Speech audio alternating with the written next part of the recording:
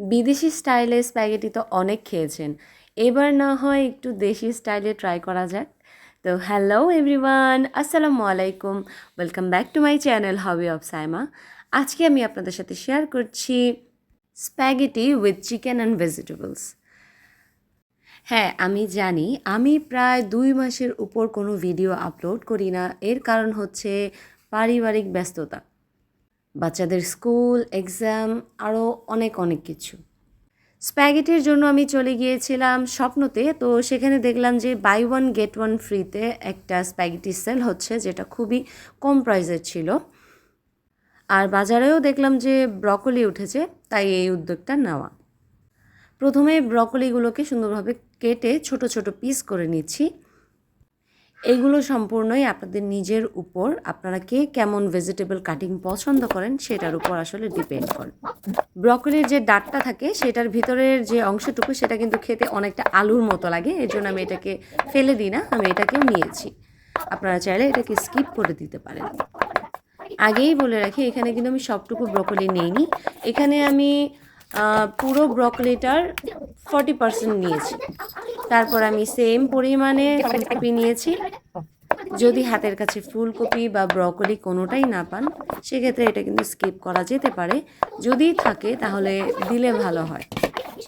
তো এক এক করে আমি সবগুলো সবজি কেটে নিচ্ছি।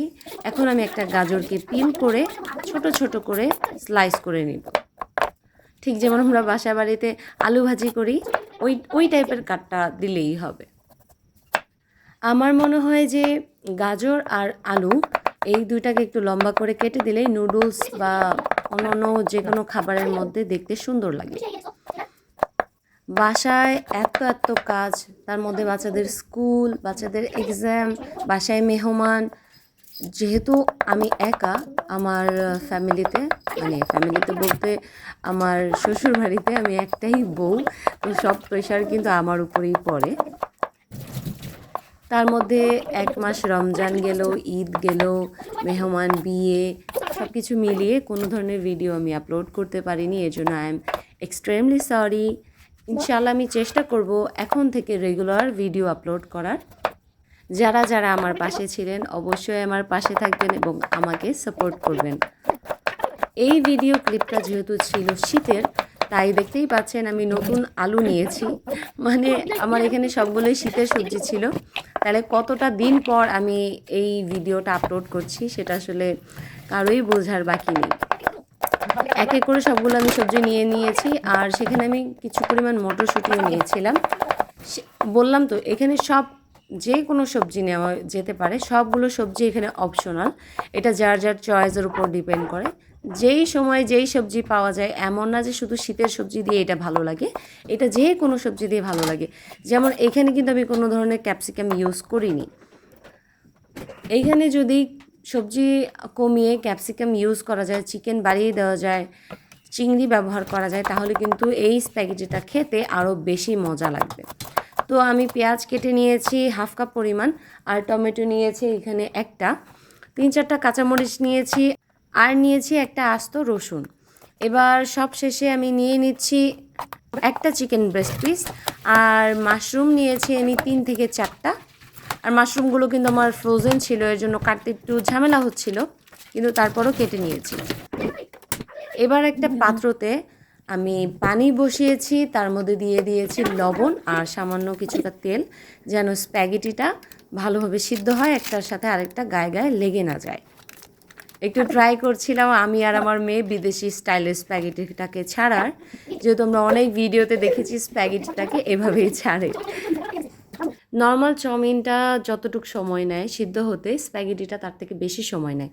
তাই ঘড়ি ধরে 10 থেকে 15 মিনিট ভালোভাবে সিদ্ধ করার পর আমরা এটাকে নামিয়ে নিয়েছি চুলার থেকে। আর এটার দায়িত্ব দিয়ে গিয়েছিলাম আমার মেয়েকে, সে পানিটা কমতে দেখে চুলাটাকে বন্ধ করে দিয়েছে। আসার পর দেখতে পেলাম যে চুলাটা বন্ধ, তাই আমি এসে চুলাটাকে আবার জ্বালিয়ে নিয়েছি এবং লো ফ্লেমে করে রেখেছিলাম।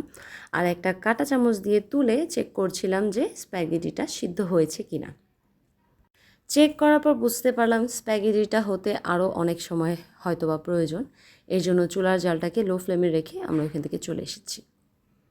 স্প্যাগেটিটা যদি ভালো মতো সিদ্ধ না করি তাহলে এটা ঠান্ডা হয়ে যাওয়ার পরে একেবারে রাবারের মতো হয়ে যায়, মানে অনেক শক্ত হয়ে যায়। এর জন্য এইটা খুব খেয়াল রাখতে হবে স্প্যাগেটিটা ঠিক মতো সিদ্ধ হয়েছে কি না। সিদ্ধ হয়ে যাওয়ার পর ভালো মতো নেড়ে চেড়ে এটাকে নামিয়ে নিচ্ছি। নামানোর সাথে সাথে এটাকে অবশ্যই ঠান্ডা পানি দিয়ে ধুয়ে নিতে হবে।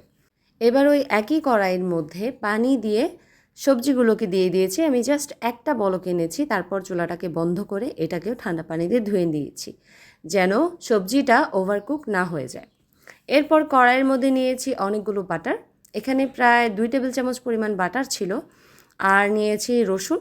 প্রথমে বাটারের সাথে রসুনটাকে ভালো মতো একটু লাল লাল করে ভেজে নিয়েছি, তারপর এর মধ্যে দিয়ে দিয়েছি সবজিগুলোকে। এবার সবজিগুলোকে নেড়ে চেড়ে ভালো মতো একটু সটে করে নিচ্ছি। আর এখানে কিছু মশলা এবং লবণ আমি অ্যাড করে দিব, সেটা হচ্ছে ভেজিটেবল সিজনিং। আর এটা আমার বড় ফুপু শাশুড়ি সুইডেন থেকে পাঠিয়েছিল, তো সেটাই আমি দিয়েছি। তার মধ্যে দিয়ে দিয়েছি হচ্ছে স্পাইস মিক্স। এটা মেক্সিকোর একটা স্পাইস মিক্স ছিল, হয়তো বা যে কোনো সুপার শপে পাওয়া নাও যেতে পারে। স্বপ্ন অথবা মিনা বাজার এগুলোর মধ্যে হয়তো বা পেয়ে যাবেন আপনারা। তারপর দিয়েছি পাপরিকা গুঁড়া আর দিয়েছি লবণ। ভালো মতো ভাজা হয়ে গেলে নামিয়ে নিব এবং ওই প্যানের মধ্যে আবার একটু তেল দিয়ে ছেড়ে দিচ্ছি হচ্ছে ডিম।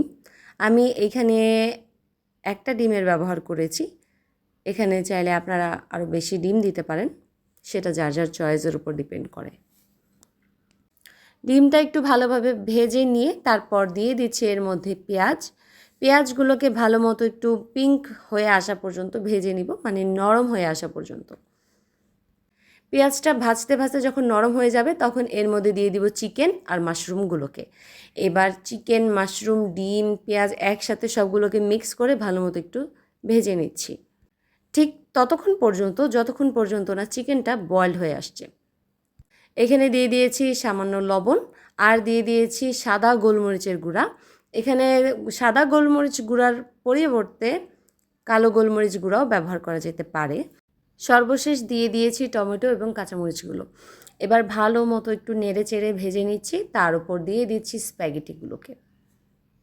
স্প্যাগেটিটা দিয়ে ভালো মতো একটু নেড়ে দিচ্ছি। এটা যেহেতু কড়াইটা খুব ছোট তাই নাড়তে খুব ঝামেলা হচ্ছিল। উপর থেকে ঢেলে দিয়েছি আমি সবজিগুলোকে, তারপর 2টা কাঁটা চামচ নিয়েছি। এটা হচ্ছে একটা ট্রিক্স, যখন খুন্তি দিয়ে কাজ করা যায় না তখন আমি এইভাবেই 2টা কাঁটা চামচ নিয়ে তারপর মিক্স করি। উপর থেকে দিয়ে দিচ্ছি অনেকগুলো টমেটো সস।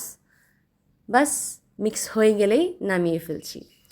তো এই হচ্ছে আমার আজকের রেসিপি। আশা করি আপনাদের সকলের কাছে ভালো লাগবে। যদি ভালো লাগে অবশ্যই আমার ভিডিওতে একটি লাইক এবং কমেন্ট করবেন। আর যদি সম্ভব হয় তাহলে প্লিজ আমার চ্যানেলটিকে সাবস্ক্রাইব করে আমার পাশেই থাকবেন। আজ এই পর্যন্তই, কথা হবে নেক্সট কোনো ভিডিওতে। আল্লাহ হাফেজ।